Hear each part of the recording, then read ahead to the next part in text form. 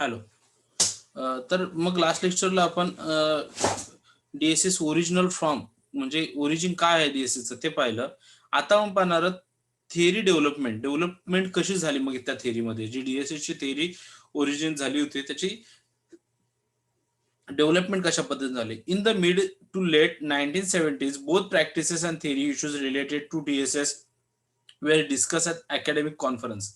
So ह्या DSS विषयी जे काही प्रॅक्टिकल अँड थिअरी इश्यूज होते ते मग कुठे अकॅडमिक कॉन्फरन्समध्ये डिस्कस झाले, including the American Institute for Decision Science meeting.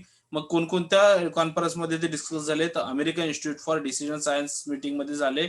At the ACM SIGDP म्हटलं जातं conference on decision support system in San Jose मध्ये झालेल्या त्या कॉन्फरन्समध्ये डिस्कस झालं. Then CA in January 1977 the first international conference on decision support system was held in Atlanta. त्यानंतर पहिली international conference decision support system विषयी कुठे झाली, अटलांटा जॉर्जिया इन 1981 साली तिथे झाली. Then academic conference provided forums for idea sharing, theory discussion and information exchange. मग ह्या कॉन्फरन्स मध्ये काय काय केलं गेलं तर forums for idea sharing, so एकमेकांच्या आयडिया शेअर केला, थिअरी डिस्कशन झालं त्याच्यावरती आणि इन्फॉर्मेशन एक्सचेंज झाल्या ज्या काय डीएसएस रिलेटेड होत्या. Then at about this same time Keen and Scott Morton DSS text books. मग त्याच टायमाला कीन अँड स्कॉट मॉर्टन्सचे डीएसएसचं टेक्स्टबुक जे होतं provide the first broad behavior orientation for decision support system analysis, design, implementation. मग ते टेक्स्टबुक कशासाठी वापरलं गेलं, decision support system analysis, design, implementation, evaluation and development साठी यूज केलं गेलं. Then this influential text provide a framework for teaching DSS in business school. मग हे जे टेक्स्टबुकचं जे फ्रेमवर्क होतं त्याच्यामध्ये काय दाखवलं गेलं की टीचिंग डीएसएस इन बिझनेस स्कूल्समध्ये जे डीएसएस आहे ते कशा पद्धतीने टीच केलं जाऊ शकतं. Then McCosh and Scott Morton's DSS book was more influential in Europe. नंतर युरोपमध्ये सगळ्यात जास्त इन्फ्लुएन्स पडला तो स्कॉट मॉर्टन्स आणि मॅककॉशच्या बुक्सचा, डीएसएस बुकचा. Then in 1980 Steve Alter publishes MIT doctoral dissertation results in an influential book. काय झालं, स्टीव्हन अल्टरने काय केलं की MIT डॉक्टरल डिसर्टेशन रिझल्ट जो आहे त्याचा इन इन्फ्लुएन्शियल बुक्स तो काय केला, इन्फ्लुएन्शियल बुक्स मध्ये पब्लिश केला.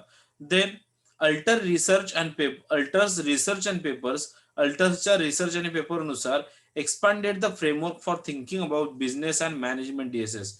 त्यांनी रिसर्च आणि पेपरनुसार अल्टरच्या काय केलं, त्यांनी थिंकिंग आणि बिझनेस ऑफ मॅनेजमेंट डीएसएस जी काही फ्रेमवर्क आहे ती एक्सपांड केली. Then also his case studies provides a firm descriptive foundation of decision support system examples. यासोबत त्याचे त्याने काय केलं, इट स्टडीज प्रोव्हाइड, त्याचा जो अभ्यास होता त्याच्यामध्ये फर्म विषयी descriptive foundation of decision support. So फर्मच्या डिस्क्रिप्टिव्ह फाउंडेशनला डिसिजन सपोर्टचा कसा हेल्प घेता येईल आणि डिसिजन सपोर्ट सिस्टम अँड याचं एक एक्झाम्पल त्यांनी मांडलं. Then a number of other MIT dissertation completed in the late 1970s also dealt with issues related to using model for decision support. A number of other MIT dissertations, so MIT च्या अजून जे काही project होते किंवा हे होते completed in the late 1970, 1970 साली ते कम्प्लीट झाले and dealt with issue related, आणि ते कशाविषयी होते, ते issue related using models for decision support related जे मॉडेल यूज करणार त्याच्या इश्यू संदर्भात ते होते. Then Alter concluded from his research, अल्टरने त्याच्या रिसर्च मधून काय कन्क्लूड केलं, that decision support system could be categorize in terms of the generic operations that can be perform by such systems. These generic operations extend along a single dimensional ranging from extremely data oriented to extremely model oriented. Alter conducted a field study of 56 DSS that the categorized into 7 distinct types of DSS. His 7 types includes. आता काय केलं, Alter concluded from his research, अल्टरने त्याच्या research मध्ये काय conclude केलं, that decision support system could be categorized in terms of the generic operations. So हे जे डिसिजन सपोर्ट सिस्टम आहे ते कॅटेगराईज करता येईल जेनरिक ऑपरेशन्स मध्ये, that can be perform by such systems, आणि ते काही वेगळ्या सिस्टम्सने परफॉर्म करता येईल. They generic operation extend along a single dimensional. हे जे जेनरिक ऑपरेशन आहे हे कशाशी अलाउन केले त्यांनी, single dimensional, ranging from extremely data oriented for extremely model oriented. म्हणजे त्याची रेंज काय असेल की extreme data oriented to extreme model oriented. तो डाटा टू मॉडेल ही त्याची रेंज असेल. After conducted field study of 56 DSS, त्यांनी 56 डीएसएसचा स्टडी केल्यानंतर त्यांनी काय केलं, that is categorize into 7 distinct types of DSS. हे 56 डीएसएस होते ते त्यांनी काय केलं, 7 डिस्टिंक्ट टाइप्स मध्ये कॅटेगराइज केलं. मग त्या 7 मध्ये त्यांनी काय काय, 7 टाइप्स मध्ये त्यांनी काय काय म्हटलेलं आहे. फर्स्ट टाइप आहे file drawer system, that provides access to data items. File drawer system, त्याच्यामध्ये सगळ्या प्रकारचा डाटा तुम्हाला मिळू शकतो. म्हणजे थोडक्यात आपण जसं एखाद्या ड्रॉवर मध्ये फाईल्स ठेवतो त्या पद्धतीने त्याने एक ऍक्सेस दिला की तुमच्याकडे एक कम्प्युटराइज फाईल एक बनवली की ज्याच्यामध्ये तुम्हाला हवा असणारा सगळा डाटा मिळेल. देन सेकंड आहे data analysis system, that support the manipulation of data by computerized tools tailored to a specific task and setting, or by more generate tools and operators. Data analyse system, मग त्याने data जो आहे तो analyse केला, sort केला, आणि मग तुम्हाला हवा असलेला कोणताही डाटा कोणत्या ठिकाणी मिळेल त्याच्या पद्धतीने त्याने टूल्स तयार केले. देन आहे analysis information systems, that provides access to a series of decision oriented database and small models. त्याच्यात त्यांनी काय केलं, पुन्हा पुन्हा त्याच्यात एक अशी फाईल बनवली किंवा असा एक ऍक्सेस बनवला की ज्या ठिकाणी म्हणजे सपोज आता मार्केटिंग, सेल्स मार्केटिंग, त्याच्यानंतर फायनान्स ऑपरेशन, असे वेगवेगळे सपोज टॅब बनवलेले आहेत. जर तुम्हाला मार्केटिंग रिलेटेड जर डिसिजन घ्यायचं तर त्यासाठी फक्त मार्केटिंगच मॉडेल यूज केलं तर तुम्हाला पटकन म्हणजे डिसिजन घेण्यासाठी ज्या इन्फॉर्मेशनची गरज आहे त्या इन्फॉर्मेशन वाईज काय केलं त्यांनी, डाटाबेस ओरिएंट केला की तुम्हाला तेवढाच डाटाचा ऍक्सेस मिळेल. Then accounting and financial models, that calculate the consequence of possible actions. So accounting and financial model मध्ये काय होतं की जे काही कॅल्क्युलेशन्स होते ते एका ठिकाणी एका ऍक्शन मध्ये त्यांनी काय केलं, पॉसिबल केले.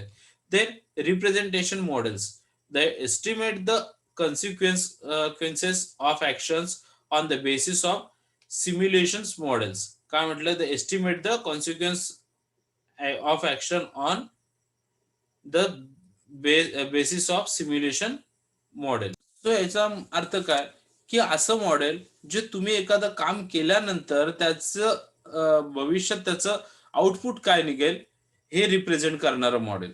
Then optimisation model, that provides guideline for action by generating an optimal solution consistence with series of constants. हे काय करतं, guidelines action to generate a optimal solution, हे तुम्हाला गाईडलाईन किंवा सोल्युशन प्रोव्हाइड करायचं काम करतं या मॉडेलमध्ये. Then suggestion model, that performs the logical processing leading to a specific suggested decision for fairly structured all well understood task. म्हणजे एखादं जर तुम्ही त्यातलं मॉडेल यूज केलं डिसिजन सपोर्ट साठी तर तुम्हाला ते मॉडेल सजेस्ट करेल तर करू शकतं की तुम्हाला कशा पद्धतीने तुम्हाला पुढे जायला पाहिजे किंवा कशा पद्धतीने तुम्हाला डिसिजन हँडल करायला पाहिजे.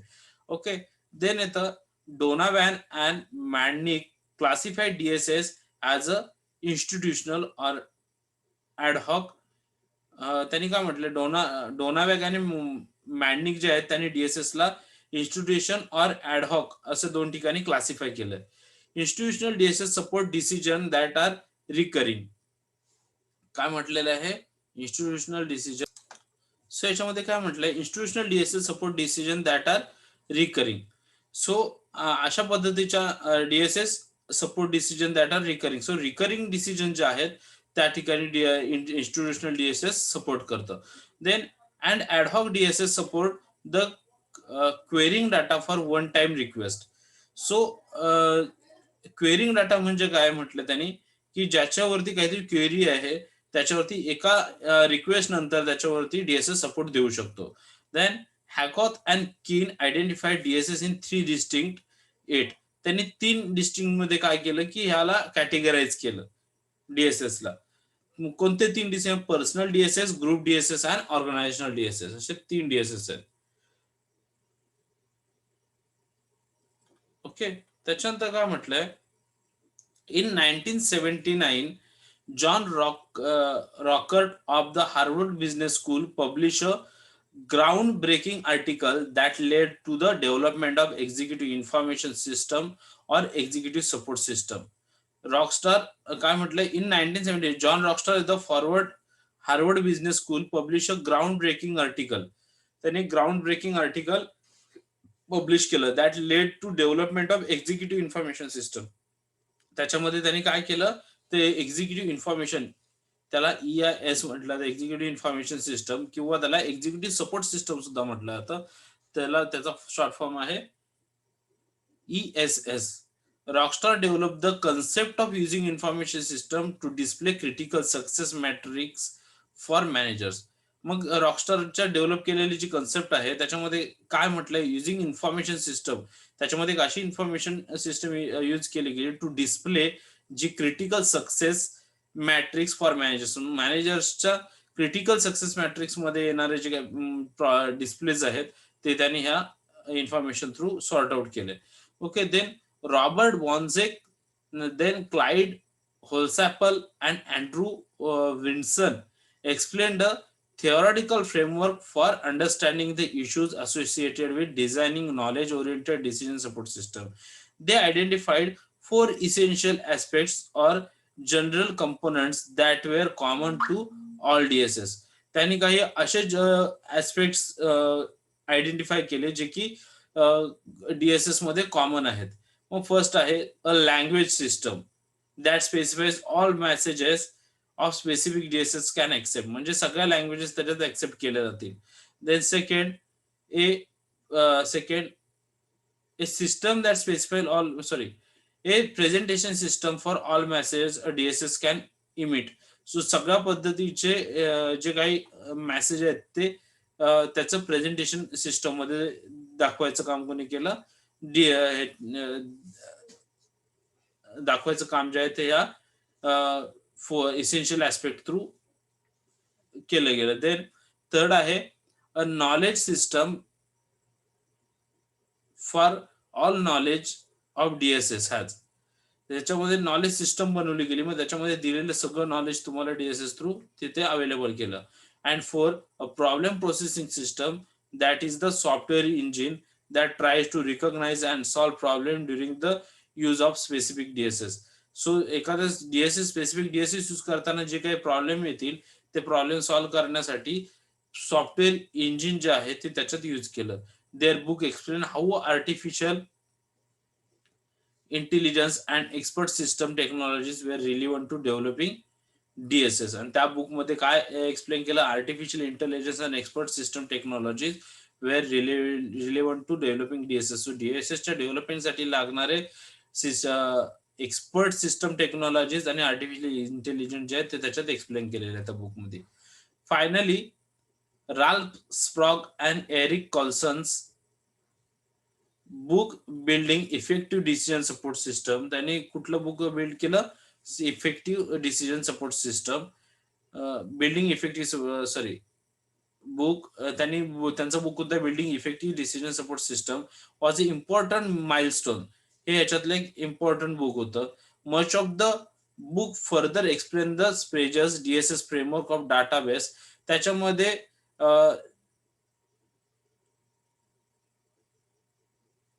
राल्फ स्प्रेजचे जे डीएसएस फ्रेमवर्क आहे, मग त्याच्यामध्ये database, model base and dialogue generation and management software हे त्याच्यात इन्क्लूड केले गेले. Also it's provide a practical and understandable overview of how organisations could and should build DSS. So त्याच्यामध्ये त्यांनी काय केलंय, base and dialogue generation of management software. Also it provides practical and understandable overviews. त्यांनी काय केलं, याच्यात practical आणि understandable overview सुद्धा प्रोव्हाइड केले of how organisation could and should build DSS.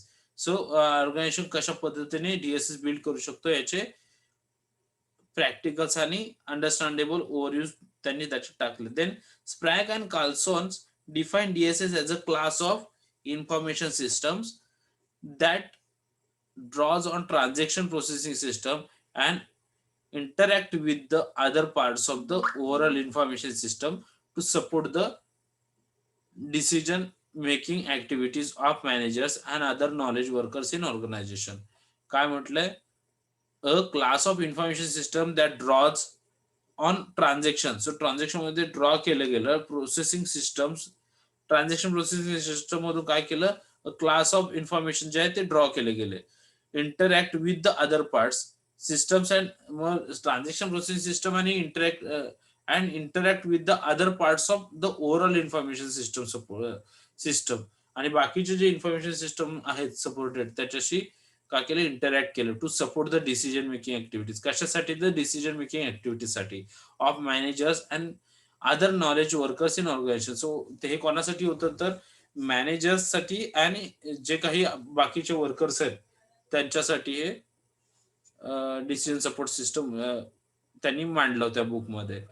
Then DSS application development.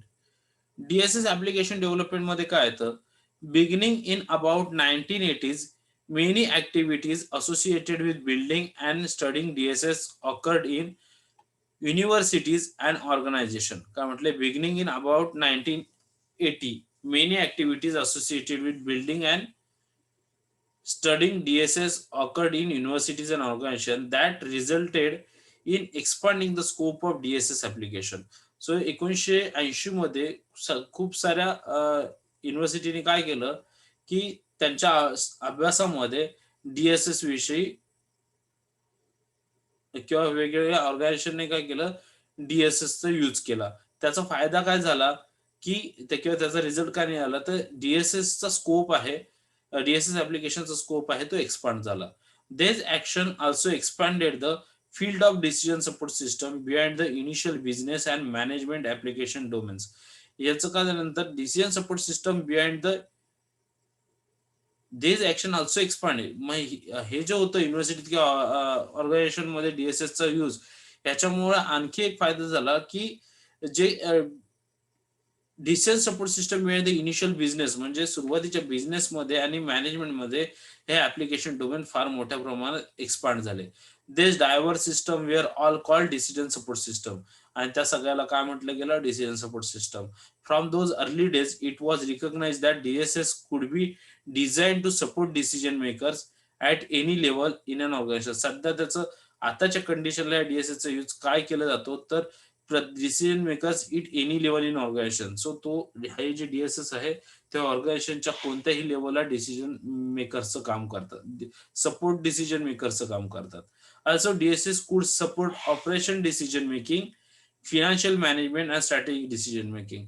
तसंच डीएसएस आणखी काय काम करतो, तो ऑपरेशनल डिसिजन मेकिंग मध्ये मदत करतो, फिनान्शियल मॅनेजमेंट मध्ये मदत करतो आणि स्ट्रॅटेजिक डिसिजन मेकिंग मध्ये सुद्धा हेल्प करतो. Then a literate survey and citation studies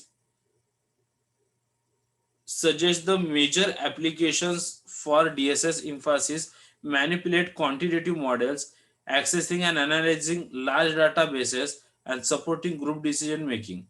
काय म्हटलं, literature survey and critical studies कोणाच्या, अल्वी अँड जॉचिम स्थॅलर 1990, यॉम अँड ली 1990 आणि यॉम 2002, अर्नॉट अँड परवर 2005. ह्या सगळ्यांचे जे लिटरेचर सर्वे होते किंवा स्टडीज होत्या त्याच्यातून काय सजेस्ट केलं, suggest the major application for DSS emphasis.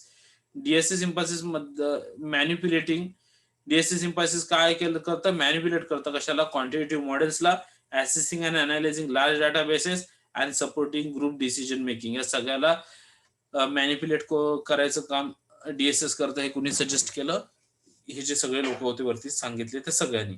Then much of the model driven DSS research emphasis use the system by individuals.